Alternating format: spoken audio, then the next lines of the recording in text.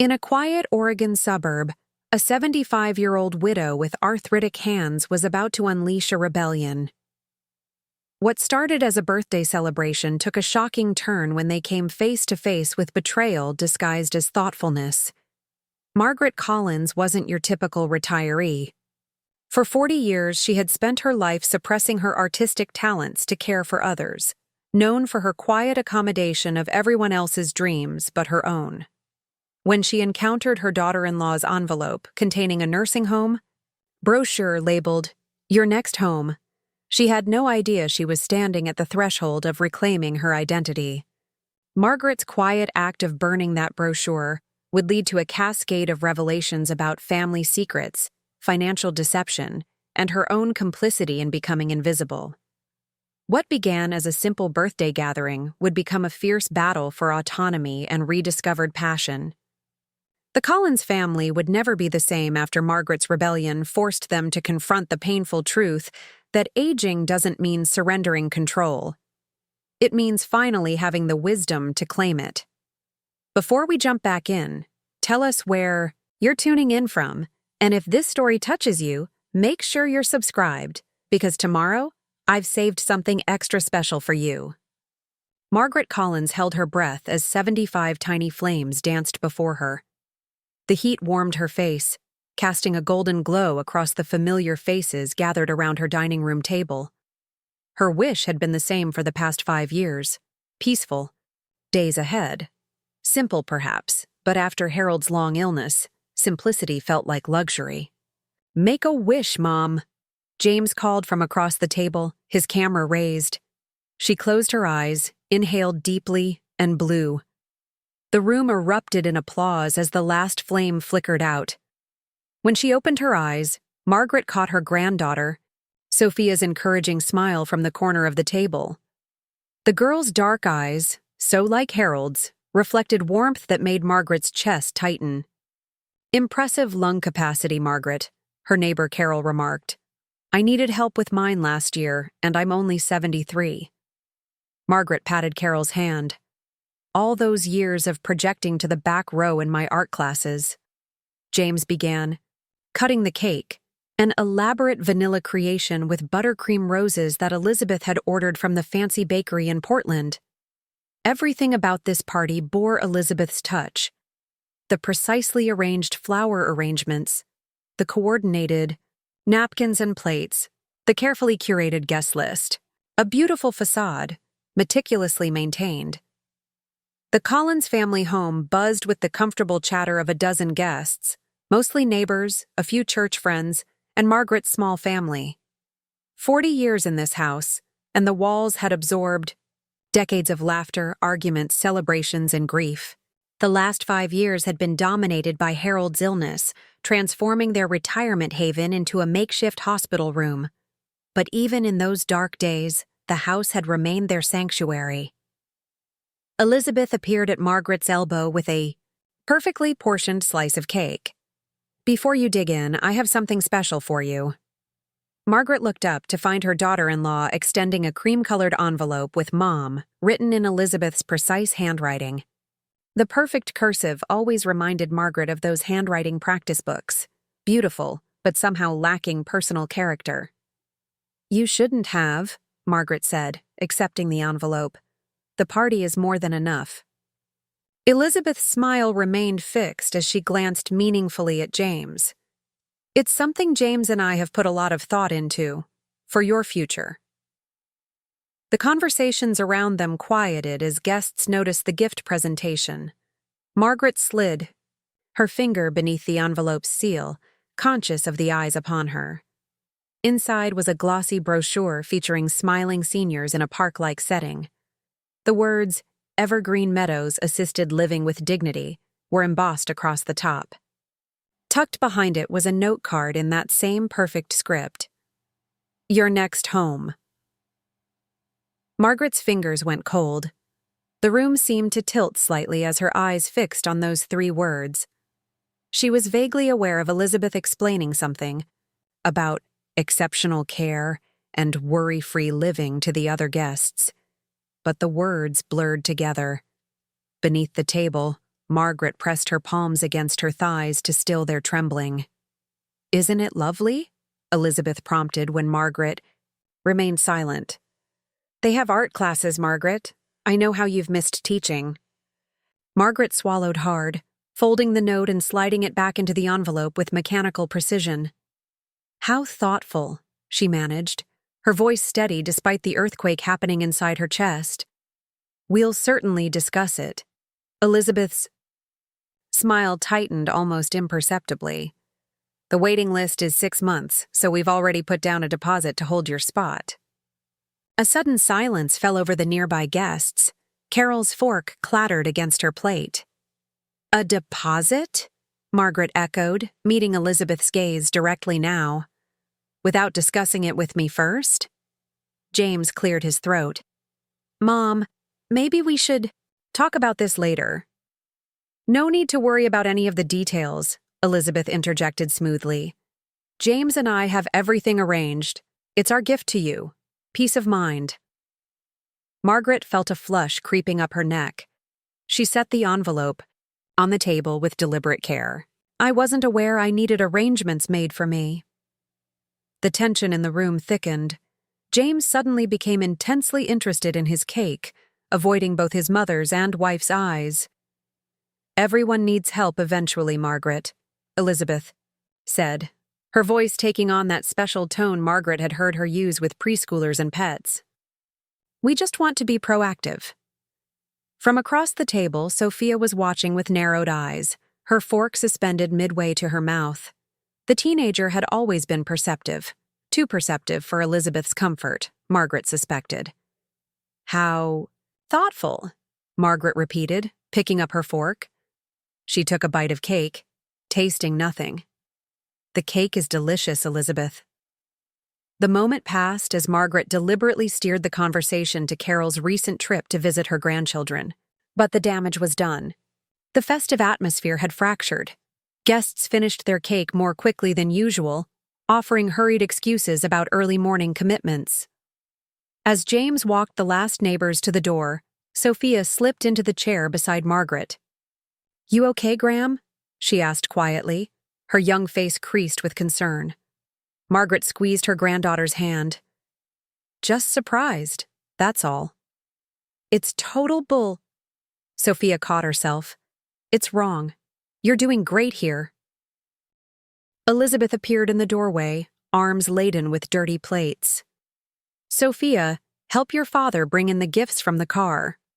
Sophia rolled her eyes but stood, touching Margaret's shoulder briefly before leaving. Within 30 minutes, the house had emptied.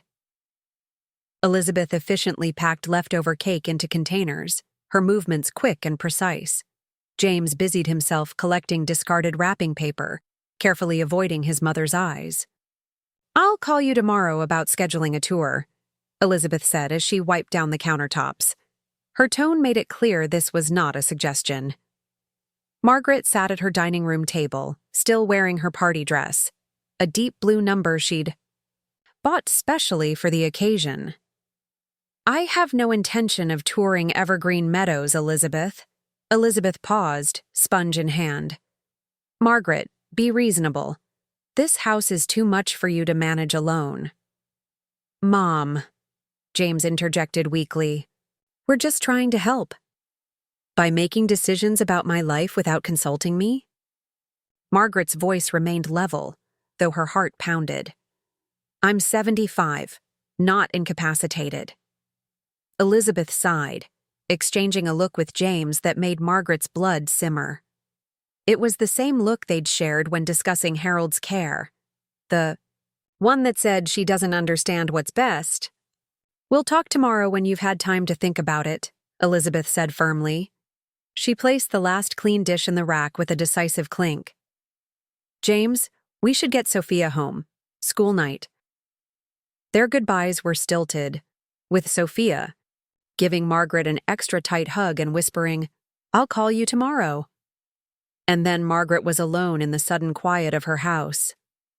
She picked up the brochure, examining the carefully photographed scenes of elderly residents engaged in benign activities: watercolor painting, gentle yoga, card games. "Your next home," Elizabeth had written, as if it were already decided. Margaret moved to the kitchen, still clutching the brochure. The refrigerator door was covered with family photos held by mismatched magnets. Sophia as a gap-toothed 7-year-old, James's college graduation, Harold standing proudly beside the garden shed he'd built, and there, nearly hidden behind a grocery list, a photo from before all of them. Margaret at 22, standing beside her first gallery showing, her eyes bright with possibility. She touched the faded photograph, remembering the woman she had been then, vibrant, ambitious, certain her art would change the world. Before she'd set it aside to raise a family. Before she'd reduced her painting to a hobby that fit between James's soccer practices and Harold's career demands. Before she'd packed away her supplies entirely to become Harold's full-time caregiver. Margaret Collins stared at her younger self, feeling something long dormant stirring in her chest. It wasn't just anger at Elizabeth's presumption, though that burned hot enough. It was recognition, a sudden, clear-eyed understanding that she'd spent decades allowing others to make her smaller than she was. She placed the brochure on the counter and opened a drawer, retrieving a box of matches. With deliberate movements, she struck one, watching the small flame spring to life. Then she touched it to the corner of "Your Next Home." As the brochure curled and blackened in the kitchen sink, Margaret felt the first spark of rebellion ignite within her. 75 years old, and perhaps it wasn't too late to reclaim the woman in that photograph after all. The ceramic mug shattered against the kitchen tile, sending shards skittering across the floor. Margaret stared at the mess, hot tea pooling around the fragments. 3 days after her birthday, and her hands still trembled when she thought about Elizabeth's gift. "Damn it all," she muttered, reaching for the broom. As she swept, Margaret catalogued the incident with sudden clarity. Dropped mug. Potential. Evidence of declining coordination. Exhibit A in Elizabeth's case for assisted living. The thought made her movements more deliberate as she carefully disposed of the broken pieces. She'd just finished mopping the floor when the doorbell rang. Elizabeth's voice carried through the open window. "I'm just checking on her, James, after what Dr. Phillips said about early signs." Margaret squared her shoulders before opening the door. James stood with hands shoved in his pockets, Elizabeth peering past him with the bright, artificial smile Margaret had come to dread. "We were in the neighborhood," Elizabeth chirped, already moving past Margaret into the entryway. Her eyes swept the living room with the practiced assessment of a building inspector. "Thought we'd stop by." "How convenient," Margaret replied, catching James's apologetic glance. James settled awkwardly on the couch while Elizabeth moved through the house, straightening a picture frame here, noting a dusty bookshelf there. "Have you thought more about Evergreen Meadows? I could schedule that tour for Thursday." "I've been busy," Margaret said, following Elizabeth into the kitchen. She noticed how her daughter-in-law's eyes immediately spotted the damp floor. "Everything all right in here?" Elizabeth asked, her voice honeyed with concern. "Just some spilled tea." Elizabeth nodded, her expression saying everything her words didn't. "James, did you notice the porch rail is loose again? That's a serious fall risk."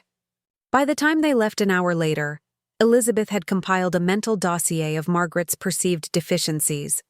The mismatched socks Margaret wore, the expired milk in the refrigerator, the unopened mail on the counter. Each observation delivered, with sugary concern, each one a nail in the coffin of Margaret's independence. After they'd gone, Margaret retreated to Harold's study, needing something of him, his steadiness, his practicality. They'd been different that way, she with her artist's temperament, him with his methodical engineer's mind. He'd known just what to say when she'd spiral into doubt or creative frustration. She opened his desk drawer, searching for their insurance papers. Elizabeth had pointedly asked about Margaret's coverage, and she wanted the facts at her fingertips for their next encounter. Beneath a folder of financial documents lay a leather-bound journal she'd never seen before. Margaret hesitated, then pulled it out. Harold had never been one for journaling. The first page bore his familiar handwriting. Thoughts I can't say aloud. For my eyes only. She sank into his chair, knowing she should close it but unable to resist. The entries were sporadic, mostly from the last 2 years of his life. Harold's private fears about his illness, his frustrations with his diminishing capabilities, his worries about her. One entry made her breath catch. March 8th. Asked Margaret to promise she'd never be a burden to the kids. Shouldn't have done that. Selfish of me. Saw how it hurt her, adding that weight to everything else. The truth is, I'm terrified of being helpless, and I've projected that onto her future. Em deserves to live fully after I'm gone, not shrink herself to accommodate others. Always did too much of that. If I could take back one thing, it would be extracting that promise. Margaret wiped away tears, remembering that conversation. Harold's fears had become her prison, words spoken in pain that Elizabeth now wielded like a weapon. "Grandma!" She looked up to find Sophia in the doorway, school backpack still slung over her shoulder. The door was unlocked, Sophia explained, her eyes moving to the journal.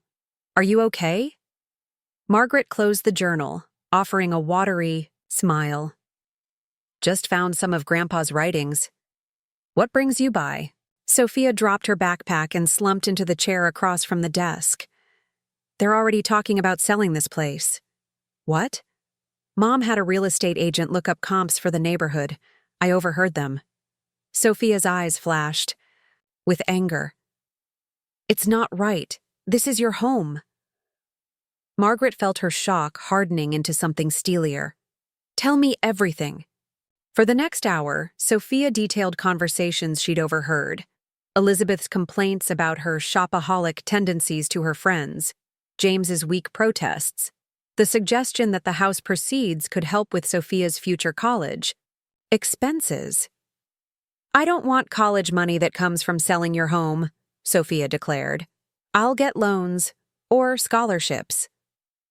Margaret reached across the desk to grasp her granddaughter's hand. "When did you get so wise?"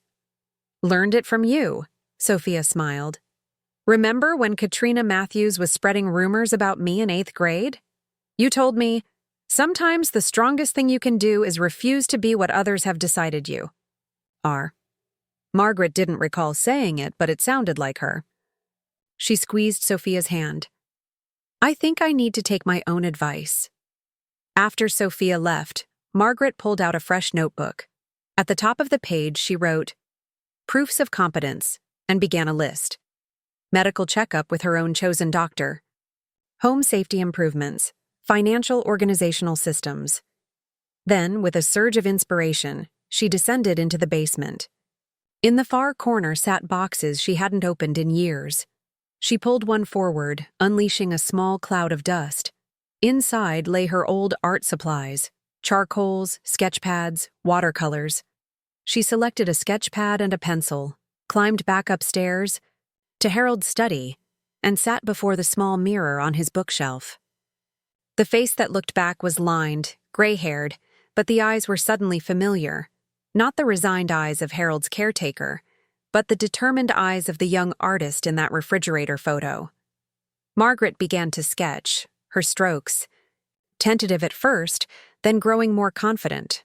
A self-portrait. Not of who she had been, but of who she was now choosing to become. The Golden Years Rebellion. Part 3. New Horizons. The community center bustled with afternoon activity as Margaret hesitated in the doorway of room 103. Senior Art Exploration read the sign, decorated with watercolor brush strokes. Inside, a dozen easels formed a circle, most already occupied by gray-haired artists unpacking supplies with practiced ease. Margaret clutched her old sketchbook, feeling like an imposter. She'd spent a week practicing in Harold's study, but decades-old talent had proven rusty. Her hands, so nimble in youth, now stiffened after an hour of drawing. "First time is always the hardest," said a warm voice beside her. She turned to find a tall, silver-haired man with striking features that spoke of Spanish ancestry. His eyes crinkled with genuine warmth. "That obvious?" Margaret asked. "Only recognized it because I wore the same expression 6 months ago." He extended his hand. "Victor Ramirez moved to the neighborhood in January." "Margaret Collins." His hand was warm, his grip firm without being overpowering. "Ah, you live in the Blue Victorian on Maple? Beautiful gardens." "That was my husband's domain," she said. "I'm afraid they've suffered since he passed." "Perhaps a trade, then. I'm an architect with a brown thumb. You could advise me on my disastrous Petunia situation, and I could help design a garden that's beautiful but lower maintenance." Before Margaret could respond, the instructor called the class to order. Victor guided her to an empty easel beside his movements elegant despite his age. Throughout the class, Margaret found herself alternating between concentration on her charcoal sketch and awareness of Victor's presence. He worked with fluid confidence, occasionally offering her an encouraging smile. When the instructor circulated, she paused at Margaret's easel. "Wonderful composition. You've clearly had training." "Long ago," Margaret admitted. "I taught high school art before my son was born." Victor leaned over to view her work, a charcoal rendering of the still life arranged in the center of their circle. "You have a remarkable eye for shadow," he observed. "Most beginners miss those subtleties entirely." After class, they walked to the parking lot together. Victor described his recent travels through Spain, his hands animated as he spoke of architecture and light. When he asked about her art background, Margaret surprised herself by sharing stories of her early gallery exhibitions. "Why did you stop?" he asked. The question hung between them, simple yet profound. "Life happened," she finally answered. "Family needs, my husband's career, then his illness." Victor nodded, understanding in his eyes. "And now? Now I'm remembering who I was before I became everyone else's idea of me." His smile deepened, the lines around his eyes. "There's a senior advocacy group that meets at the library on Thursdays. People who believe getting older doesn't mean disappearing. You might find it interesting." Margaret was still thinking about Victor's invitation when her phone rang the next morning. "Mrs. Collins, this is Brenda from Evergreen Meadows. I'm calling to confirm your tour appointment tomorrow at 10. Margaret's grip tightened on the phone. "I'm afraid there's been a mistake. I didn't schedule a tour. The appointment was made by Elizabeth Collins. She indicated you'd be attending together." After hanging up, Margaret dialed James's number, anger simmering beneath her composed exterior. "Mom?" He sounded surprised. "Everything okay?" "Evergreen Meadows just called to confirm my tour. The one I specifically told Elizabeth I didn't want." Silence stretched between them. "She's just trying to help," he finally said, his voice lacking conviction. "By ignoring my clearly stated wishes? That's not help, James. That's control. Mom, I raised you to respect people's autonomy. When did you forget that lesson?" She heard him exhale slowly. "I'll talk to her." "No, I'll handle this myself." When Elizabeth arrived unannounced that afternoon, Margaret was prepared. Her daughter-in-law swept in with a shopping bag, her smile brittle. "I brought some outfit options for tomorrow's tour," Elizabeth announced, pulling out a pastel sweater set. "First impressions are important." Margaret sat at her kitchen table, hands folded calmly. "There won't be a tour, Elizabeth." Elizabeth's smile didn't waver. "Don't be nervous. It's just a look around. I didn't schedule it. I don't want it. I won't be going." "Margaret, be reasonable." Elizabeth's tone sharpened. "This is about your safety and well-being. Is it? Or is it about this house and its value?" Elizabeth's expression froze. "I don't know what Sophia's been telling you, but this has nothing to do with Sophia and everything to do with respect." Margaret stood, her voice steady. "I've spent my entire adult life accommodating others' needs. Harold's career relocated. Us 3 times. I gave up my art to raise James. I spent 5 years as a full-time caregiver. She met Elizabeth's gaze directly. I've earned the right to determine my own future. You're being childish, Elizabeth snapped, her facade cracking. Eventually you won't be able to manage alone. When that day comes, I'll address it. Until then, I expect you to respect my decisions, starting with canceling tomorrow's tour. After Elizabeth left, tight-lipped and seething, Margaret pulled out her laptop. Victor had mentioned the advocacy group had resources online. She typed elder rights into the search bar, beginning what would become hours of research into legal protections, medical competency assessments, and home modification resources. Later, she dialed the number Victor had given her. About that Thursday meeting, she said when he answered. I'd like to attend. His warm chuckle traveled through the line. I had a feeling you might. The library's community room was already half full when Victor guided Margaret through the door. A mismatched collection of folding chairs formed, a loose circle occupied by seniors of various ages, all seemingly engaged in animated conversation. Most everyone here has faced some version of what you're experiencing, Victor explained quietly.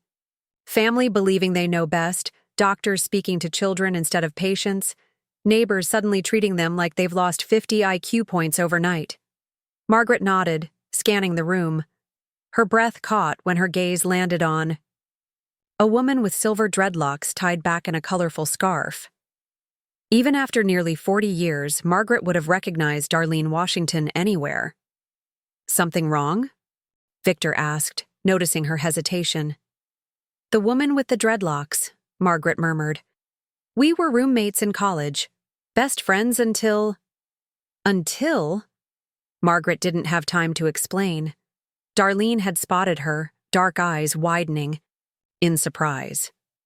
For a moment, they simply stared at each other across the room. Two women who had once shared everything from art supplies to heartbreaks, now connected only by the tenuous thread of shared memories. Margaret Collins, Darlene finally said, approaching with measured steps. Her voice still carried the slight rasp that had once made her the sought-after lead singer for campus coffeehouses. Never thought I'd see you in a place like this. Hello, Darlene. Margaret found herself standing straighter, suddenly conscious of her conservative cardigan and sensible shoes beside Darlene's vibrant tunic and artisanal jewelry. It's been a long time. 40 years, give or take. Darlene's expression remained unreadable. Still living the conventional dream? The question carried the weight of their last argument, the one where Darlene had accused Margaret of selling out her artistic dreams for the conventional trap of marriage and suburban life. The dream has undergone some revisions lately, Margaret replied carefully. Victor glanced between them, sensing the tension. I'll save you a seat, he said tactfully, moving toward the circle. Before Darlene could respond, a slender Asian woman called the meeting to order.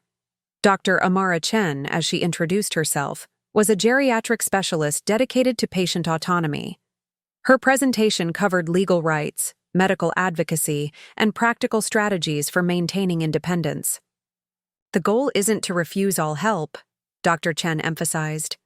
It's to ensure you remain the decision-maker in your own life. During the discussion portion, Victor gently encouraged Margaret to share her situation. Hesitantly at first, then with growing confidence, she described Elizabeth's nursing home ambush and subsequent maneuvers. Classic infantilization, commented a retired professor. They decide you're incapable, then interpret any resistance as proof of your incapacity. Is there a financial angle? Asked a sharp-eyed woman who'd introduced herself as a former accountant. Often there's money involved. My house, Margaret admitted. It's worth considerably more than when we bought it.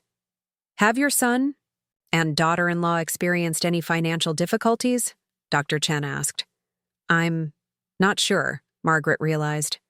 Harold had always handled the larger financial picture, particularly regarding James and Elizabeth. You might want to find out, Darlene suggested, her first contribution to the discussion. Nothing clarifies motivations like following the money. After the meeting, several members shared their contact information with Margaret. Dr. Chen offered her card, mentioning she performed comprehensive functional assessments that often helped counter family members' exaggerated concerns. "I'd be happy to work with you," she told Margaret. Often simply documenting capabilities provides the necessary evidence to maintain autonomy. As the group dispersed, Darlene lingered, her expression softening slightly. "There's a decent coffee shop around the corner. Got time to catch up?" Margaret glanced at Victor, who smiled encouragingly. "You two clearly have history to process. I'll call you tomorrow about those garden plans." The coffee shop was quiet for a Thursday afternoon. Margaret stirred her latte, searching for words to bridge 4 decades of silence. "Your husband died?" Darlene finally asked. 6 months ago, Parkinson's." Darlene nodded. "I followed your family occasionally in the alumni newsletter. James seems successful." "He is, though currently caught between his mother and his wife. And you've finally discovered the downside of raising a man who avoids conflict." The observation, painfully accurate, might have angered Margaret once. Now she simply nodded. "Exactly." Something in her frank acknowledgement seemed to thaw the tension between them. Darlene's expression softened further. "So what really brought you to the advocacy group, besides Victor's obvious charms?" Margaret told her everything: the birthday ambush, Harold's journal, Sophia's warning, and her growing suspicions about Elizabeth's motivations. "You always did attract controlling personalities," Darlene observed. "First your mother, then Harold." "Harold wasn't controlling, wasn't he? The man who needed his shirts folded just so? Who had opinions about which art subjects were appropriate for gallery submission?" Margaret opened her mouth to defend her husband, then closed it, memories surfacing. Harold's gentle but persistent direction of her life choices. His practical concerns whenever her art had threatened to require family accommodations. "He loved me," she said finally. "I'm sure he did," Darlene replied, her voice gentler. "In his way, just as you loved him in yours, by becoming what he needed rather than who you were." Before Margaret could respond, her phone buzzed with a text from Sophia. "Need to see you. Important. Can I come over after school?" When Sophia arrived at Margaret's house 2 hours later, her expression was taut with anxiety. "I found something," she said, pulling out her phone. "Mom's been using my laptop because hers is getting fixed. She forgot to log out of her email." Sophia's thumbs moved across the screen, pulling up photographs of email exchanges between Elizabeth and James. Margaret read with growing dismay. "Sale of the house should net at least $550K in this market. Even after buy-in at Evergreen, that leaves significant capital. The credit card debt is approaching $45K. With the interest rates, we're drowning. If we can get her placed by summer, we could potentially have the house ready to list by fall." "She doesn't need that much space, James. She'd be safer with professionals." The final email was from Elizabeth to a real estate agent. "Tao looking for a discreet assessment of my mother-in-law's property. We're anticipating a sale this year as she transitions to assisted living." Margaret set the phone down, her hands trembling slightly. "I suspected, but seeing it written out." "They're planning your whole life without even asking you," Sophia said, her young face flushed with indignation. "And they're acting like they're doing you a favor." Margaret's mind raced back to the advocacy meeting, to Dr. Chen's card in her purse. "They're underestimating me," she said quietly. A common mistake with older women. She picked up her phone and dialed Dr. Chen's number. "This is Margaret Collins. I'd like to schedule that comprehensive assessment we discussed." As she set up the appointment, Margaret caught Sophia's questioning look. "Evidence," she explained, after hanging up. "If I'm going to fight for my independence, I'll need more than righteous indignation." I'll need proof of my capabilities that not even Elizabeth can dispute. Later that evening, Margaret's phone rang again. It was Darlene. Been thinking about our conversation, her once estranged friend said without preamble. I have a proposition. I've kept all our college portfolios in storage, including pieces you probably forgot existed. Thought we might dig through them together. Remind ourselves of who we were before life got complicated. Margaret thought of the young women they had been, fierce with ambition, certain their art would shape their futures. I'd like that, she said softly. And Margaret? For what it's worth, I've missed you. We chose different paths, but I think we're finally ending up in the same place, figuring out who we are beyond everyone else's expectations. After hanging up, Margaret sat in Harold's study, surrounded by evidence of the life she'd built. Family, photos, carefully maintained financial records, the marks of a well-ordered existence. But now, with her house and autonomy threatened, with old friendships rekindling and new ones forming, she found herself looking forward rather than back. Dr. Chen's assessment would be the first concrete step toward securing her future. Not the future Elizabeth had planned for her, but the one she was, at 75, finally choosing for herself.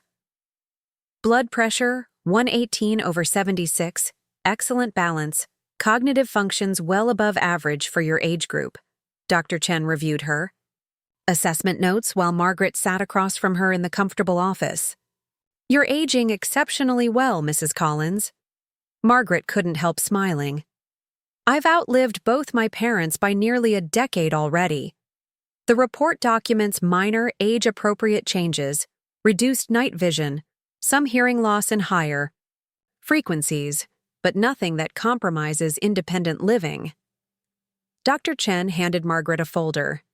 I've included recommendations for simple home modifications that would address these changes. Thank you for being so thorough, Margaret said, clutching the folder like armor. This assessment won't prevent determined family members from pursuing their agenda, but it creates a significant obstacle. Courts generally defer to professional evaluations like this one. Courts. The word sent a chill through Margaret. How had family disagreement escalated to contemplating legal battles? That question followed her home, where she found Sophia, waiting on the porch, eyes red from crying. Mom found out I showed you the emails, she said as Margaret unlocked the door. She went through my phone while I was showering. Margaret's heart sank. What happened? She said I betrayed the family, that I don't understand adult decisions. Sophia's voice cracked. Dad just stood there while she yelled. Then she grounded me from seeing you. Yet here you are, Margaret observed. Sophia straightened her shoulders. I told them I'd report them to Adult Protective Services if they tried to keep me from you. Margaret wasn't sure whether to be proud or alarmed by her granddaughter's boldness. That's quite a threat. I researched it online after joining one of those elder rights forums you mentioned. Come inside, Margaret said, putting an arm around Sophia's shoulders. We'll figure this out together. The doorbell rang early, Saturday morning. Victor stood on the porch holding a toolbox, his silver hair catching the morning light. Reporting for home modification duty, he announced cheerfully. I brought reinforcements too. He gestured to his truck where Darlene was extracting shopping bags from the passenger seat. They spent the day transforming Margaret's house. Victor installed handrails in strategic locations, replaced difficult doorknobs with lever handles, and added motion sensor lighting for nighttime navigation. Darlene organized Margaret's medications into a smart pill dispenser, set up voice-activated technology for emergencies, and rearranged the kitchen for easier access. By late afternoon, they were drinking lemonade on the porch, admiring their work. Darlene had left earlier for a gallery commitment, leaving Margaret and Victor alone. Your daughter-in-law will have a harder time arguing you're incapable of living independently now, Victor observed. That won't stop her from trying. Margaret sighed, setting down her glass. I found a draft email on James's account about consulting an elder law attorney. Victor's hand covered hers, warm and reassuring. "You're not alone in this fight anymore, Margaret." She looked up, struck by the tenderness in his eyes, something she hadn't expected to see directed at her, again after Harold. The realization that she wasn't immune to such feelings anymore both thrilled and terrified her. "I haven't thanked you properly," she said softly, "for everything." "No thanks needed, Victor paused, something vulnerable crossing his expression. "I've come to care about you, Margaret, more than I anticipated." Before she could respond, her phone rang. James, requesting a family dinner the following evening. Margaret knew it was an ambush the moment she entered the restaurant and saw Elizabeth's satisfied smile. James looked uncomfortable, avoiding eye contact as they settled at the table. "We've been concerned, Mom," he began after they ordered. "The way you've been acting lately. The secrecy, the sudden changes." "What changes concern you?" "Exactly?" Margaret asked calmly, remembering Darlene's advice. "Make them articulate their accusations. Half the time, they fall apart under scrutiny." Elizabeth pulled out a folder, a mirror image of the one in Margaret's purse. "We've prepared a timeline for your transition to Evergreen Meadows. They've had a cancellation, so we can move you in next month." Margaret took a slow sip of water. "That's very efficient, considering I never agreed to move." "Mom," James interjected, "we're worried about you living alone. The risks, which is why I've had my home professionally modified for senior safety," Margaret interrupted, her voice steady. "Motion-activated lighting, grab bars in the bathroom, emergency response systems." Elizabeth's smile faltered. "That's admirable, but not sufficient for—" "I've also undergone a comprehensive geriatric assessment." Margaret removed Dr. Chen's report from her purse. "Dr. Chen, a specialist in elder care, has documented my capability to live independently, with minimal supports." James took the report, scanning it with increasing discomfort. "Furthermore," Margaret continued, "I've consulted with an elder rights attorney who assures me that no court would approve guardianship proceedings against me given my documented mental and physical competence." Elizabeth's facade cracked. "This is ridiculous. You've clearly been manipulated by whoever these new friends are."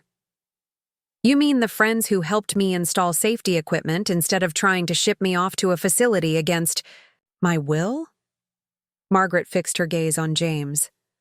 "Or perhaps you're referring to Sophia, who was brave enough to show me your emails about selling my house." James paled. "Mom, it's not what you think. It's exactly what I think. Elizabeth has accumulated significant debt, and my house represents a convenient solution." Margaret folded her hands on the table. "I'm sorry about your financial troubles, truly. But my home is not your bailout plan." James looked between his mother and wife, conflict evident in his expression. "This isn't about money," Elizabeth insisted, voice rising. "It's about what's best for you. And you believe you know what's best for me better than I do? Better than medical professionals?" "Mom," James said quietly, "maybe we should consider what the doctor's report actually says and—" "You're taking her side?" Elizabeth hissed. "I'm trying to be reasonable," James replied, a new firmness in his voice. Elizabeth stood abruptly, her chair scraping against the floor. "There are other ways to handle this," she snapped, gathering her purse. "Ways that don't require your cooperation." After Elizabeth stormed out, James remained, looking lost. "I didn't know about the credit cards," he said finally. "Not the full extent." Margaret reached across the table to squeeze his hand. "We have a lot to discuss, but not tonight. Go home to your wife. This isn't over yet." Later that evening, Margaret called Victor, needing to share her concerns about Elizabeth's parting threat. "Do you think she might actually try something?" she asked, voice low despite being alone in her house. "People can become desperate when cornered," Victor replied, But remember, you've built protection around yourself now. Not just locks and lights, but people, a community. Margaret thought of Dr. Chen's report, Darlene's fierce loyalty, Sophia's courage, and Victor's steady presence. Preparing and narrating this story took us a lot of time, so if you are enjoying it, subscribe to our channel. It means a lot to us. Now back to the story. Yes, she agreed, feeling the truth of it settle within her. I'm not alone anymore. Boxes of financial records covered Margaret's dining room table, organized by year in Harold's meticulous filing system. Sophia sat across from her, laptop open, creating a spreadsheet of accounts and transactions. Grandpa was seriously organized, Sophia remarked, flipping through color-coded folders. Engineer's mindset, Margaret replied absently, scrutinizing bank statements from the year before Harold's diagnosis. He documented everything, which made the discrepancies all the more glaring once they began to emerge. Margaret first noticed the pattern in statements from 2016, regular transfers to an account she didn't recognize, labeled only as JC Support. Do you know anything about this account? She asked Sophia, sliding the statement across the table. Sophia examined it, then typed something into her laptop. It's Dad's personal account, not the joint one he has with Mom. Margaret frowned. Harold never mentioned supporting James financially after he finished college. They dug deeper, uncovering a pattern spanning nearly a decade. Monthly transfers ranging from $1,500 to $3,000, accelerating during the last 3 years of Harold's life when his illness had consumed Margaret's attention. Almost $200,000. Over 10 years, Sophia whispered, staring at her calculations. Did you know about this? Margaret shook her head, a cold weight settling in her stomach. Your grandfather and I had separate accounts for personal expenses, but our investments and major accounts were joint. He never discussed these transfers with me. The discovery left Margaret shaken. It wasn't just the money, though that represented a significant portion of their retirement savings. It was Harold's secrecy, and James's apparent willingness to drain his ailing father's accounts without his mother's knowledge. Does this change your plans? Sophia asked quietly. Before Margaret could answer, the doorbell rang. Darlene stood on the porch, keys dangling from her fingers. Ready for our excavation? She asked, then noticed Margaret's expression. What's wrong? Financial archaeology has yielded some unwelcome discoveries, Margaret said. But it can wait. I need a break from Collins' family secrets. The storage facility was on the outskirts of town, a climate-controlled unit Darlene had maintained for decades. I never could bring myself to throw away our college work, she explained as she unlocked the roll-up door. Called it my artistic evolution archive to justify the expense. Inside, neatly labeled boxes lined metal shelves. Darlene went directly to one marked MC Portfolio, 1968-1972. You kept my work? All of it? Margaret asked, stunned. You left in such a hurry after accepting Harold's proposal, Darlene said, her voice carefully neutral. Said you'd come back for your things, but never did.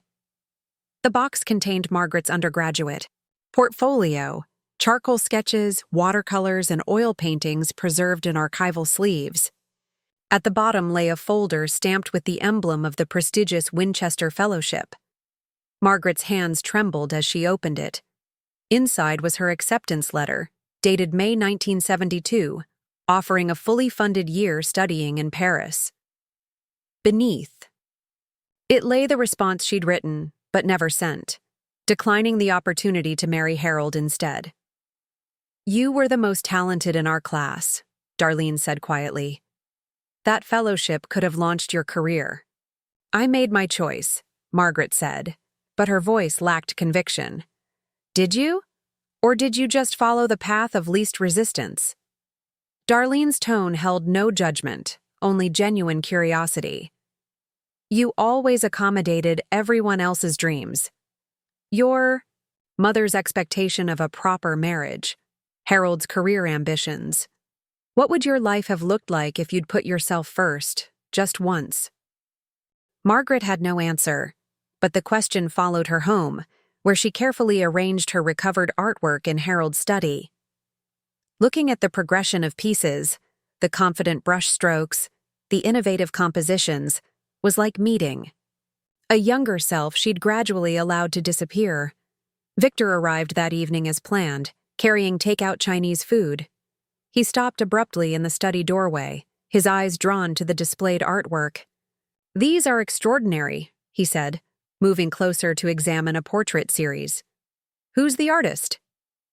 "I am," Margaret replied, watching his reaction carefully. "Or I was a lifetime ago." Victor turned to her, genuine admiration in his expression. "You're incredibly talented, Margaret. Why did you stop?" "Life happened. Marriage, motherhood, Harold's career relocations. You should display these properly. Maybe even arrange a small exhibition at the community center gallery." Margaret laughed softly. "At my age? Starting over as an artist? Why not? Talent doesn't expire." Victor took her hand. "Promise me you'll consider it." His confidence in her abilities stirred something long dormant. When he left that evening, Margaret found herself sketching for hours, her hand remembering skills her conscious mind had forgotten. The next morning, Carol from next door called, her voice unusually hesitant. "Margaret, I'm calling as a friend. Elizabeth stopped by yesterday, very concerned about you. She mentioned unusual behavior, possible confusion, even delusions." Margaret's grip tightened on the phone. "What specifically did she say, Carol?" "That you've become paranoid, accusing family of stealing, that you're being influenced by new friends with questionable motives." Carol paused.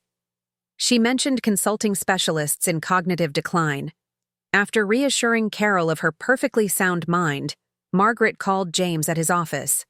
"We need to talk, today, about the financial transfers from your father's account and about Elizabeth's conversations with my neighbors." Silence stretched across the line. "I'm pretty swamped at work." 5 o'clock at my house," Margaret interrupted. "Don't make me come to your office, James. I don't think you want this conversation happening there." James arrived looking harried, his tie loosened and hair disheveled. When Margaret laid out the bank statements showing years of transfers, his face flushed. "Dad offered to help," he said defensively. "I never asked for the money. $200,000, James, without ever mentioning it to me. He said it was between us, man to man." James wouldn't meet her eyes. "He knew you'd disapprove." "Of supporting my only child? Why would I disapprove of that?" James shifted uncomfortably. "Because it wasn't. It wasn't all for me." Understanding dawned. "Elizabeth's spending. She has issues with shopping. Dad understood the pressure I was under, trying to maintain her lifestyle expectations. While depleting your father's retirement savings meant to support both of us? You wouldn't understand. Elizabeth comes from money. Appearances matter to her family." James ran a hand through his hair.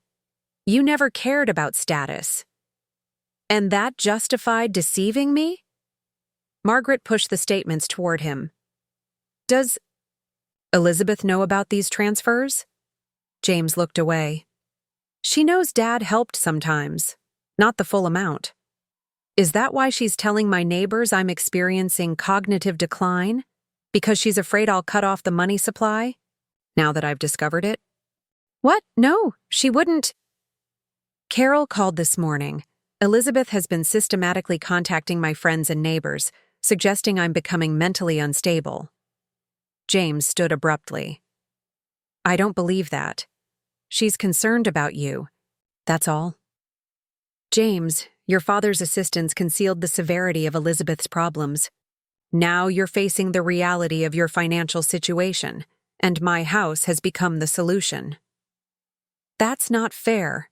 James's voice rose. You're twisting everything to fit your narrative. Then explain the emails Sophia found. Explain Elizabeth's rush to get me into Evergreen. I can't talk about this right now. James grabbed his keys. You've changed, Mom. Ever since Dad died, you've changed. After he stormed out, Margaret sat in the sudden silence of her home, surrounded by evidence of both past and present betrayals. Harold's secret financial support of James, James's willingness to participate in the deception, Elizabeth's whisper, campaign, and her own complicity, decades of setting aside her needs and dreams to accommodate others, creating a family dynamic where her voice was the easiest to ignore. The phone rang, interrupting her thoughts. It was James and Elizabeth's family lawyer, requesting a meeting to discuss some concerns about your living situation. Margaret hung up without committing to a date, then called Victor. I think I'd like to take you up on that exhibition idea, she said when he answered. It's time to reclaim a few things I left behind. As she spoke, she gazed at her recovered artwork, seeing not just who she had been, but who she might yet become, if only she could withstand the storm that was clearly gathering around her. They've been looking into guardianship proceedings, Evelyn whispered, glancing toward the law office's main corridor. The legal secretary, a contemporary of Margaret's from church, had called her immediately after processing the research request.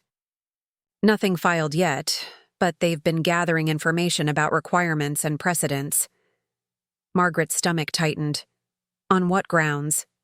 Diminished capacity due to grief, vulnerability to undue influence.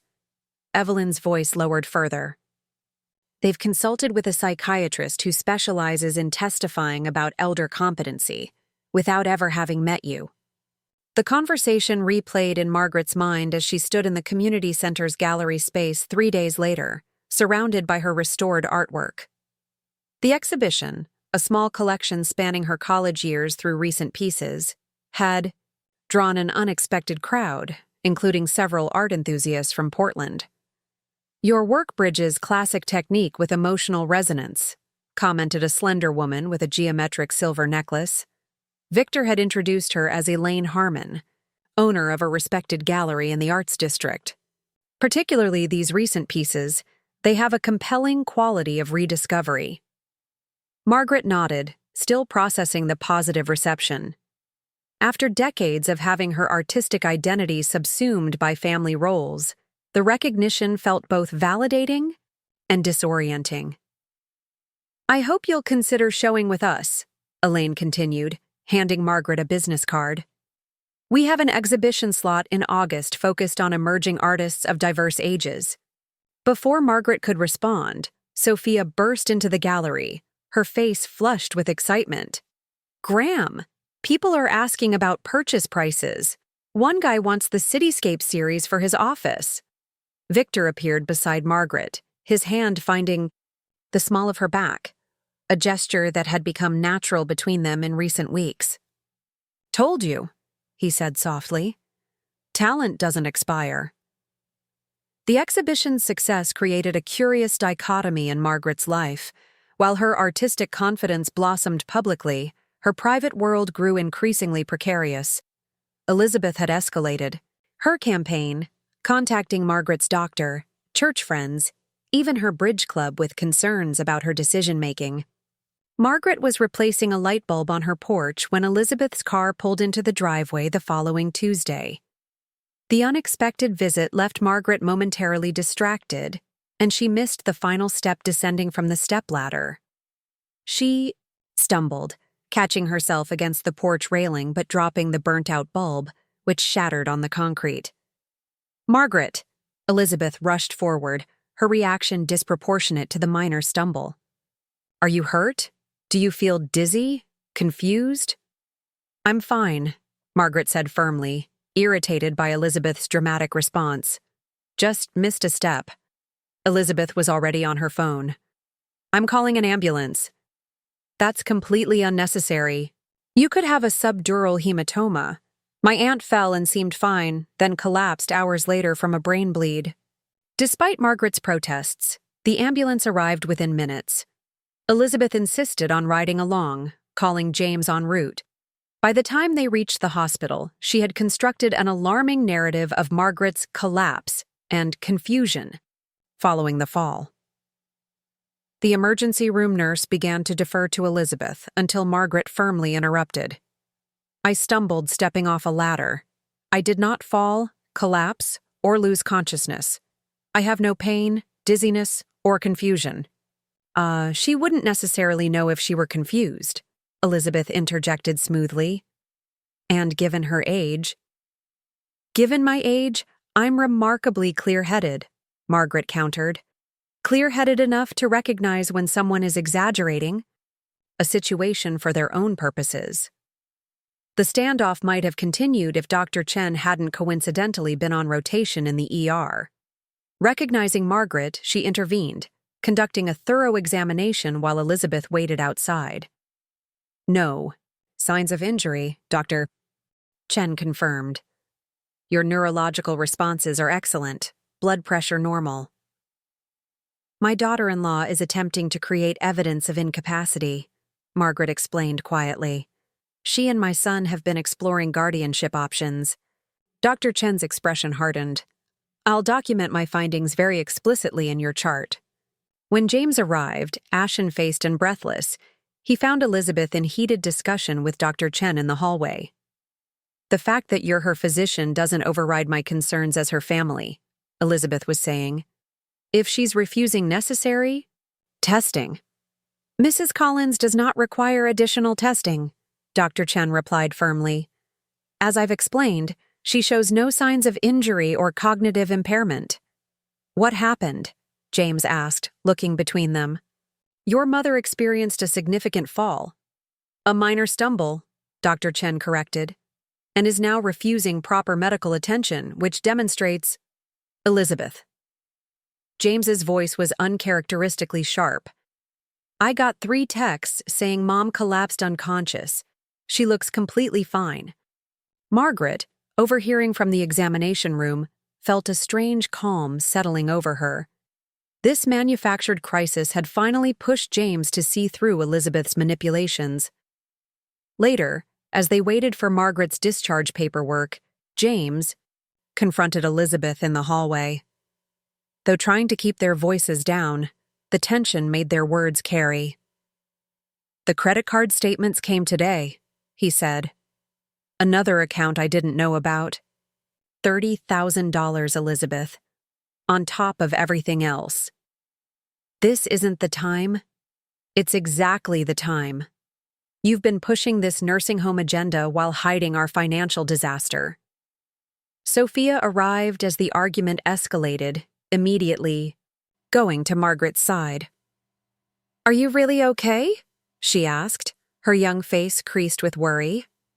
Perfect timing, Margaret replied, squeezing her granddaughter's hand. I need you to send a text for me. When Dr. Chen returned with the discharge papers, Margaret was already dressed, her expression resolute. I've made a decision, she announced to James and Elizabeth as she walked into the hallway. We're having a family meeting tomorrow at 3. My attorney will be present. I expect both of you to attend. Your attorney? Elizabeth repeated, momentarily thrown off balance. Marion Baker, elder law specialist. I retained her last week after learning about your guardianship inquiries. Margaret signed the discharge form with a flourish. It's time we address the real issues, all of them, with professional guidance. As Victor helped Margaret to his car, she felt a weight lifting. The crisis Elizabeth had manufactured had backfired spectacularly, clarifying the path forward. Are you sure you're ready for this confrontation? Victor asked, his concern evident. More than ready, Margaret replied. It's time to stop playing defense. The Collins family assembled around Margaret's dining room table at precisely 3 o'clock. The polished mahogany surface that had hosted countless celebratory dinners now held legal pads, financial statements, and the somber tension of long overdue confrontation. Marion Baker, a silver-haired attorney with sharp eyes and a no-nonsense demeanor, sat beside Margaret. Across from them, James nervously straightened his tie while Elizabeth maintained a rigid posture, her attorney, a young man from their family's firm, shuffling papers beside her. Sophia had insisted on attending and now sat at the table's end, a self-appointed witness and mediator. "Let's begin," Marion said, her tone professional but warm. "Mrs. Collins has asked me to facilitate a discussion about family concerns and financial matters affecting her independence." Elizabeth's attorney leaned forward. "My clients have serious concerns about Mrs. Collins' capacity to—" "My capacity has been professionally evaluated," Margaret interrupted, sliding Dr. Chen's comprehensive assessment across the table. "Twice. Once before your manufactured emergency, yesterday, and again at the hospital. Both assessments confirm my competence." Marion continued smoothly. "We're here to address the real issues underlying this conflict. First, the financial entanglements." She distributed copies of a financial summary. "This documents transfers from Harold Collins's accounts to James Collins totaling $275,000 over 11 years. James stared at his lap while Elizabeth's face flushed. "Additionally," Marion continued, "we have evidence of discussions regarding the sale of Mrs. Collins's home, with proceeds intended to address significant undisclosed debts." "That's a mischaracterization," Elizabeth's attorney protested. "Is it?" Margaret asked quietly, meeting Elizabeth's eyes.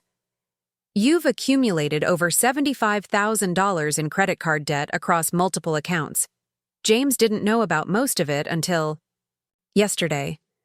Your household is underwater on the mortgage after 2 refinances, and you've been planning to solve these problems with my house." The room fell silent as Elizabeth's carefully constructed facade began to crumble. Her shoulders slumped, the perfect posture dissolving. "We didn't start out intending to take advantage," she said, her voice barely audible. "It just spiraled. One account to cover another. Then using the home equity. Then seeing my house as the solution," Margaret finished. James finally looked up, his expression pained. "Mom, I never meant for this to happen. Dad offered to help when we were struggling after the recession. Then it became normal." "And Evergreen Meadows?" Margaret asked. "Was that genuinely about my welfare?" Elizabeth's composure broke entirely. "We need to sell our house. The bank is threatening foreclosure.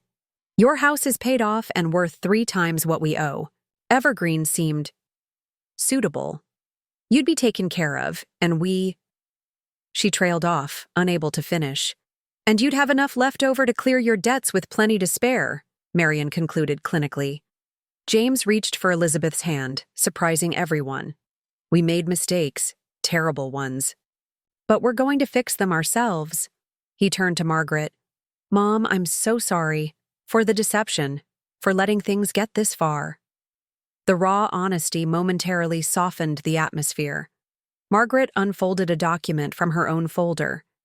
"This is my aging-in-place plan," she explained.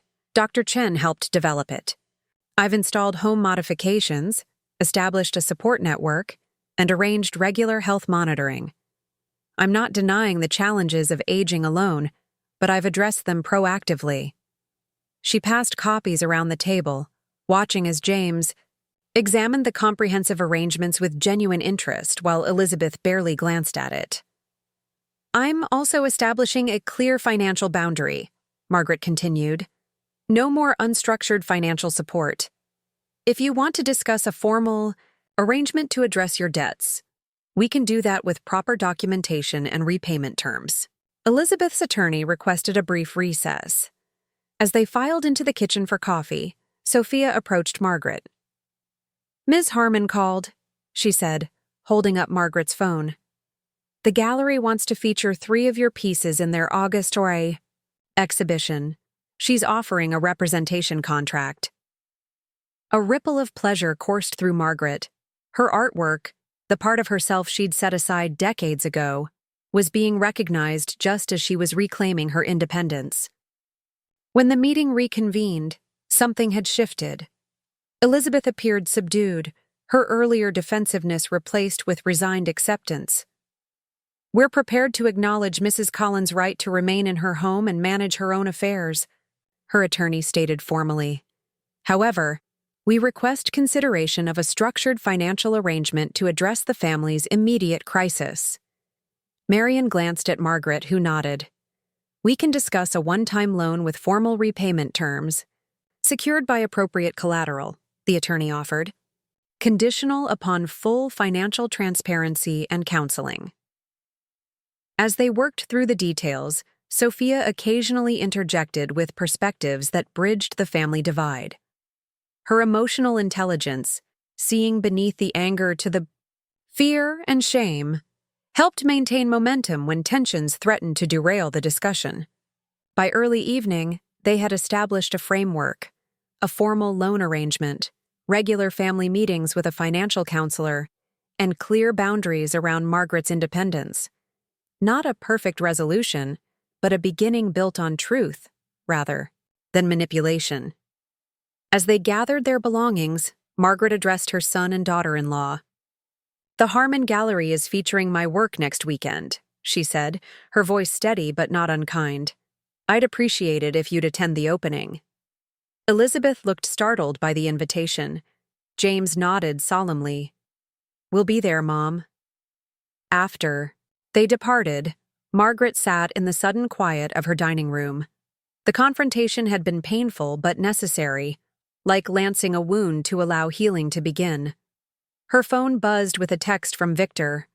"How did it go?" "Better than expected," she replied.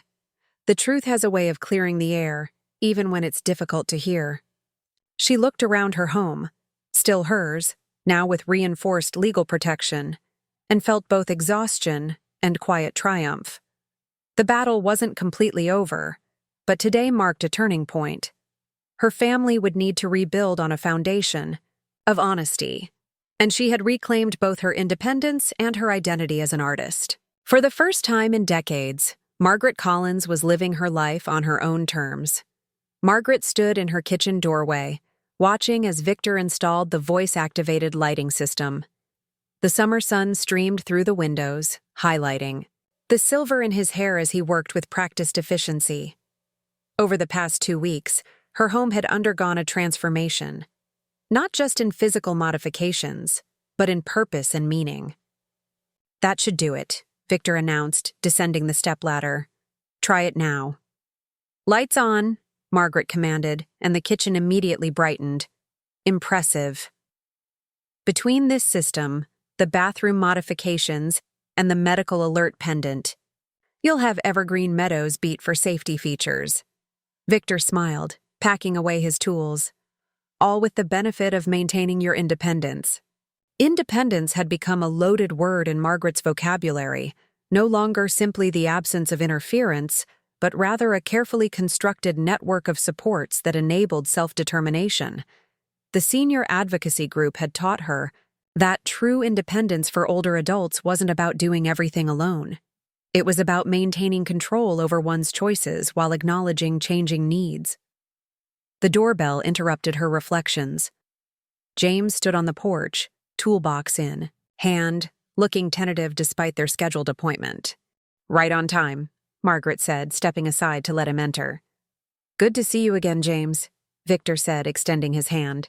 "I've got the porch railing materials in my truck if you're ready to tackle that project." As the men headed outside, Margaret marveled at how quickly Victor had integrated into her life, becoming not just a romantic interest, but a partner in her reinvention. They hadn't put labels on their relationship, but the tenderness between them was unmistakable. Later, as James and Victor worked on reinforcing the porch railing, Darlene arrived with lunch and the draft of Margaret's artist statement for the upcoming gallery show. "Too humble by half," Darlene declared, red pen poised over the document. "You've written this like an apology for returning to art. Own your journey, Margaret." The decades away don't diminish your talent. They've given you perspective most emerging artists lack. Margaret sighed, acknowledging the critique. It's difficult to claim expertise after so many years away from the field. You're not claiming expertise. You're claiming your voice. Darlene began rewriting passages with characteristic directness.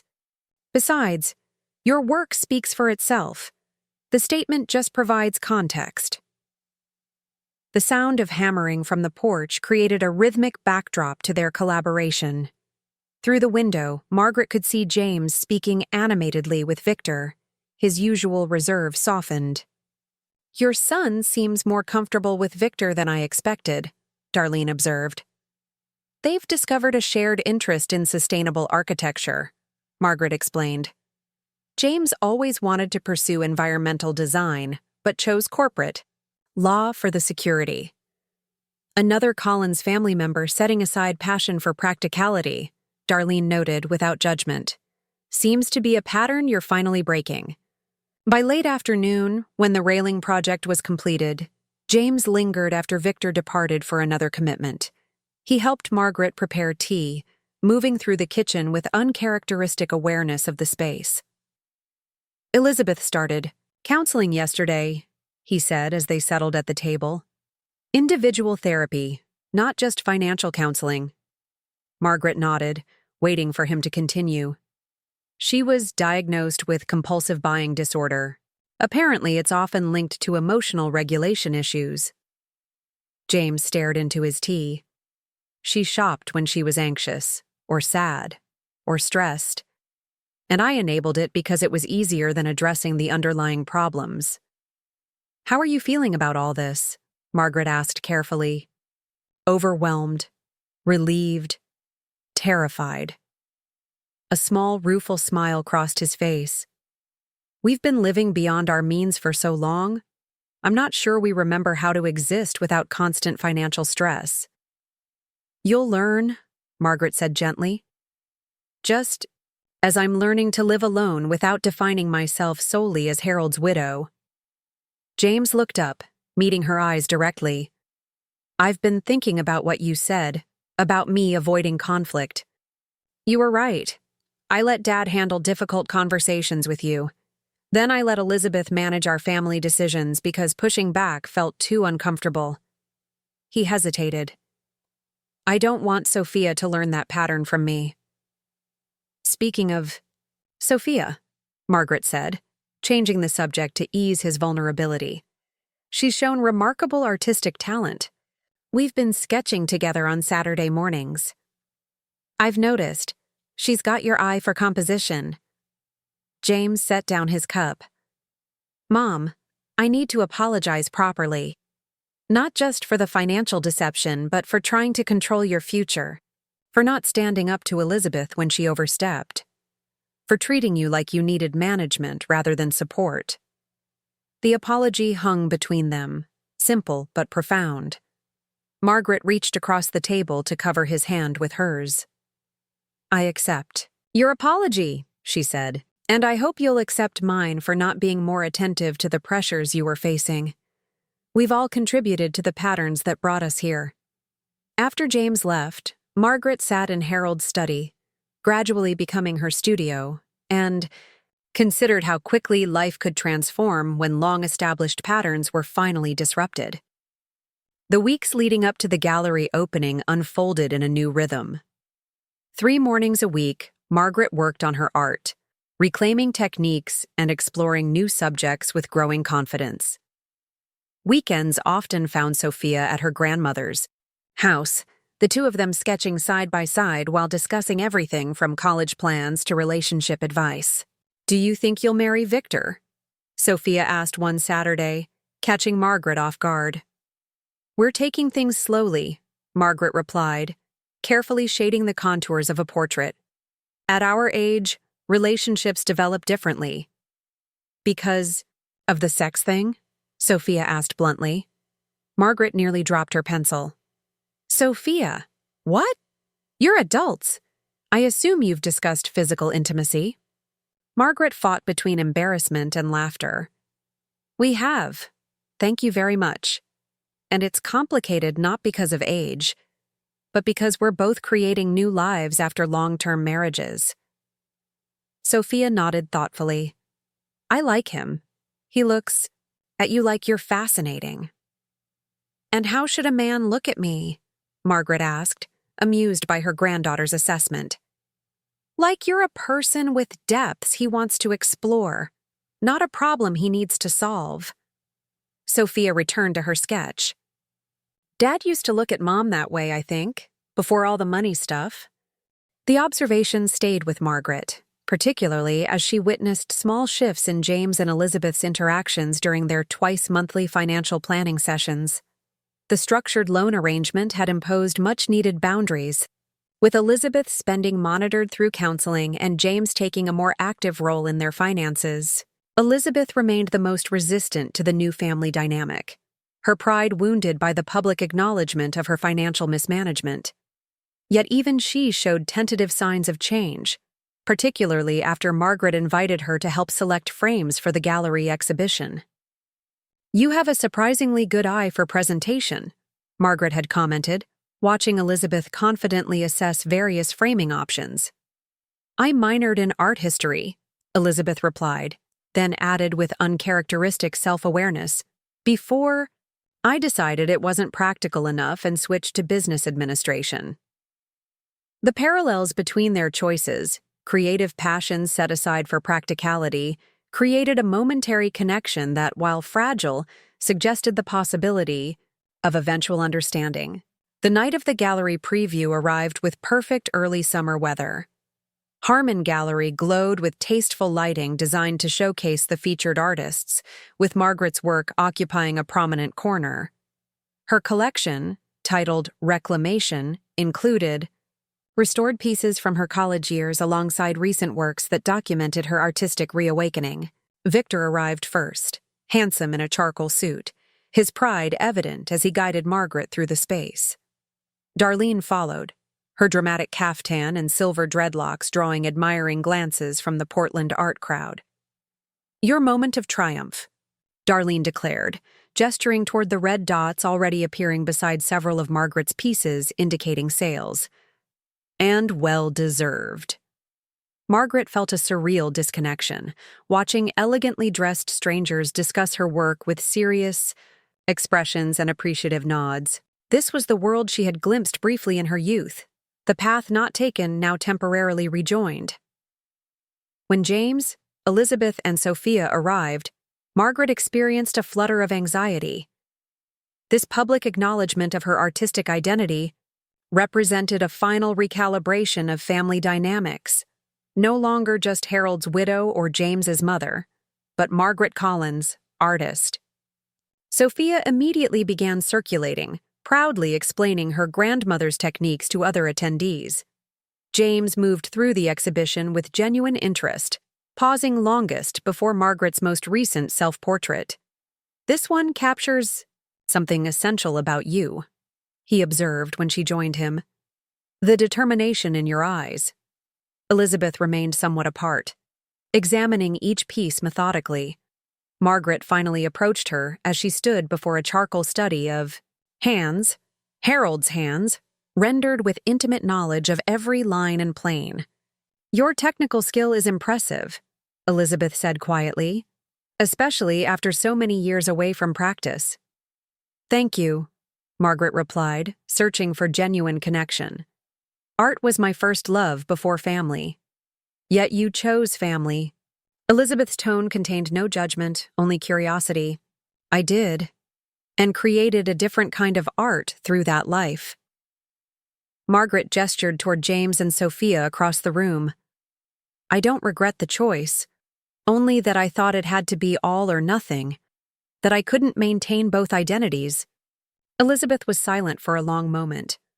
I understand that better than you might think, she finally said. The all-or-nothing approach, the belief that one must choose a single defining role.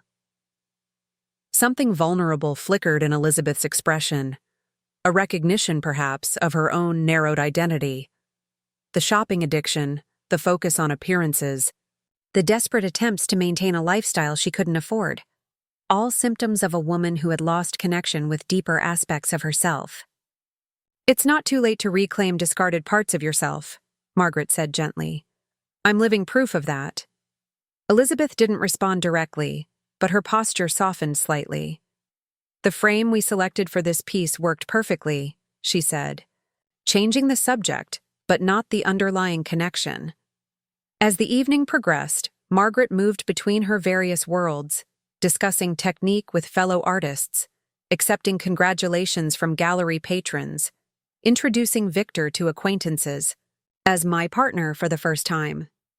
Through it all, she observed her family with quiet satisfaction. James engaging thoughtfully with Darlene about one of her more abstract pieces. Sophia proudly showing her own sketchbook to an interested gallery assistant. Even Elizabeth gradually relaxing as she discovered her art history knowledge still served her well in this environment. When Elaine Harmon clinked a glass to announce that 3 of Margaret's pieces had sold within the first hour, with 2 more on reserve, the gathering applauded enthusiastically. Margaret found herself enveloped in Victor's embrace, his whispered, "Congratulations, my dear," warm against her ear.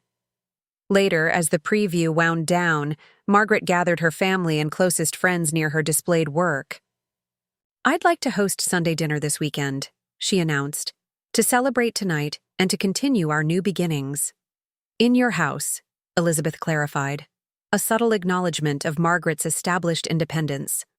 "Yes, in my home," Margaret confirmed, "which will remain my home for as long as I choose."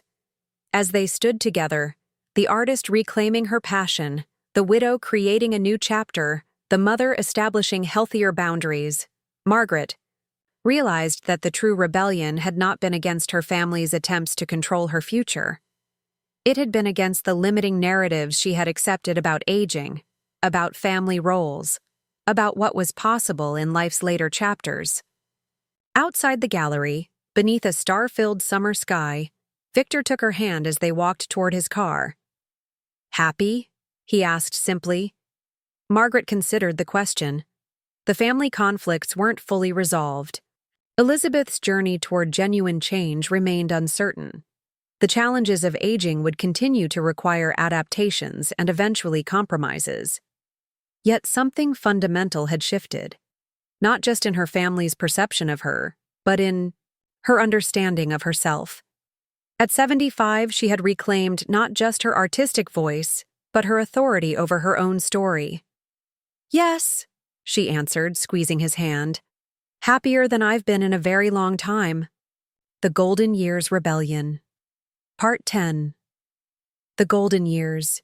Redefined sunlight streamed through the newly installed skylight, illuminating Margaret's transformed living room. Easels replaced the formal furniture Harold had insisted upon, while the dining room table was covered with student portfolios waiting for review. In the year since her fateful 75th birthday, Margaret's home had evolved from a shrine to the past into a vibrant studio space where she taught twice-weekly art classes to seniors and talented youth. Margaret adjusted the happy birthday banner. Sophia had insisted on hanging despite her protests. At 76, birthdays seemed less about celebration and more about reflection, especially this one, marking the anniversary of what Darlene jokingly called her Great Rebellion. "Need any help with the food?" Victor called from the kitchen, where he was arranging a cheese platter. Their relationship had deepened over the months, settling into a comfortable partnership that respected their independent lives while creating something new between them. "Just about done," Margaret replied, surveying the table setting with satisfaction. Simple but elegant, much like the life she'd crafted for herself over the past year. The doorbell announced the first guests. Darlene arrived with Dr. Chen, the two having formed an unexpected friendship through their shared advocacy work. They were followed shortly by James, Elizabeth, and Sophia. "Happy birthday, Graham." Sophia embraced Margaret warmly, her college acceptance letters tucked into a folder she clutched. At 18, she carried herself with new confidence, her artistic talent flourishing under Margaret's mentorship. James kissed his mother's cheek, looking more relaxed than she'd seen him in years. The painful financial reckoning had ultimately strengthened him, forcing him to confront both Elizabeth's spending and his own passive enabling. Their marriage had weathered the crisis through intensive counseling and the difficult work of rebuilding on honesty rather than appearances. Elizabeth entered last, carrying a carefully wrapped package. Her designer clothes had been replaced by a simpler style, less focused on status. The humbling journey through financial counseling and therapy had gradually stripped away her facade, revealing a woman slowly learning to value substance over appearance. "Your new gallery show looks wonderful," Elizabeth said as Margaret took her coat. "The landscapes especially." "Thank you," Margaret replied, recognizing the genuine appreciation in Elizabeth's comment. Their relationship remained the most tentative of the family connections, but even there, progress was evident. As they settled around the table, the conversation flowed more naturally than Margaret could have imagined possible a year earlier. They passed dishes family style, the formal dinners of the past replaced by casual comfort. "So," James said during a lull, "what's this mysterious announcement you mentioned on the phone, Mom?" Margaret exchanged a glance with Victor. "We've decided to travel," she announced. 6 weeks in Spain and Portugal this fall, following Victor's architectural interests and my artistic ones. "That's wonderful!" Sophia exclaimed. "You'll be gone 6 weeks?" Elizabeth asked, her old controlling instinct briefly surfacing before she visibly checked herself. "That sounds enriching." "We've been planning it for months," Victor explained. "Margaret wants to study the light in Andalusia, and I'm researching sustainable adaptations of historical buildings." "And you'll maintain separate residences when you return?" James asked with careful neutrality. Margaret nodded. "We're too set in our ways for cohabitation, but we've found travel is an excellent compromise, sharing adventures while maintaining our individual spaces." "The best of both worlds," Darlene commented, raising her glass. "To forging your own path, regardless of convention or age." As they toasted, Margaret reflected on the changes the past year had brought for everyone present. Darlene had expanded her own artistic career after decades of steady but unspectacular sales, inspired by Margaret's late-in-life renaissance. Dr. Chen had established a geriatric advocacy program at the local hospital, fighting against the infantilization of older patients. James had finally found the courage to pivot professionally, accepting a lower-paying but more fulfilling position with an environmental law center. Elizabeth had discovered unexpected satisfaction in the financial constraints imposed by their repayment plan, her therapy helping her understand the emotional void her shopping had attempted to fill. And Sophia, perhaps the most transformed of all, had blossomed under the influence of honest family dynamics and her grandmother's mentorship. "I got accepted to Rhode Island School of Design," Sophia announced during dessert, unable to contain her excitement any longer. "With a partial scholarship." "That's wonderful news," Margaret exclaimed, "though I'll miss our Saturday morning sketching sessions terribly." "I've been thinking about that," Sophia said. "We could do them virtually. I'll set up my laptop and we can still draw together, just long distance." The suggestion touched Margaret deeply, the recognition that their bond transcended proximity, that what they shared would continue to evolve rather than end. After the meal, as they gathered in the living room with coffee, Elizabeth approached Margaret with her wrapped package. "This isn't exactly a traditional birthday gift," she said, an unusual hesitancy in her voice. More of an acknowledgement. Margaret unwrapped the package carefully, revealing a handmade card. The cover featured a beautifully rendered watercolor of Margaret's house. Inside, Elizabeth had written a simple message: "Thank you for teaching me that true security comes from within, not from controlling others or external circumstances. Your journey this past year has inspired my own. With respect and gratitude, Elizabeth." Margaret looked up, meeting her daughter-in-law's eyes. "It's beautiful work," she said softly. "I didn't know you painted." "I used to in college, before I decided it wasn't practical." Elizabeth's smile held a touch of regret. "I've started again, taking classes at the community center. Your classes were full." The revelation created a momentary bridge between them. Two women who had set aside creative pursuits for pragmatism, now reclaiming those abandoned parts of themselves. As the evening progressed, they shared memories, acknowledging painful moments from the past year while celebrating growth. The atmosphere held a quality of honest reflection that would have been impossible during their previous family gatherings. When the guests departed, Victor lingered, helping Margaret clear the last dishes. "A successful evening," he observed, drying a wine glass. "Quite different from last year's birthday, I imagine." "Different universe entirely," Margaret agreed. "Though I wouldn't change what happened. Even the painful parts led us here." After Victor left with plans to finalize their travel itinerary the following day, Margaret made her way to her studio space. The moonlight filtered through the skylight, casting silver shadows across her works in progress. She lifted a blank canvas onto her easel and positioned a photograph nearby. Not of her younger self as she had originally planned, but rather a recent image of herself with Sophia, both bent over sketchbooks, faces alight with concentration and joy. Margaret mixed her paints thoughtfully, considering the title that had come to her during dinner. The Golden Years. Not as a trite reference to carefree retirement, but as a reclaiming of the term, acknowledging both the challenges and unexpected richness of this chapter of life.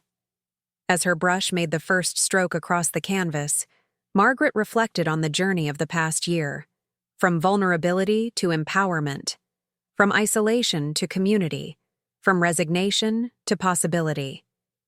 At 76, she had discovered that life's later chapters could be among its most authentic, not because they were free from difficulty, but because they could be lived with the wisdom gained from earlier struggles. The painting taking shape, beneath her brush would document not an ending but a continuation, a story still unfolding, golden not despite its complications but because of the depth they provided. Margaret Collins, artist, teacher, mother, partner, friend, all facets of a self no longer diminished to fit others' expectations, but expanded to embrace her full complexity. Her rebellion had not merely secured her independence, but reclaimed her right to continuous becoming, regardless of age. The golden years, she had discovered, were golden not because they glittered with perfection, but because they had been forged in the fire of living fully, of fighting for authenticity, of refusing to disappear. In that understanding lay not just personal triumph, but her most meaningful legacy. Up next, you've got two more standout stories right on your screen. If this one hit the mark, you won't want to pass these up. Just click and check them out. And don't forget to subscribe and turn on the notification bell so you don't miss any upload from us.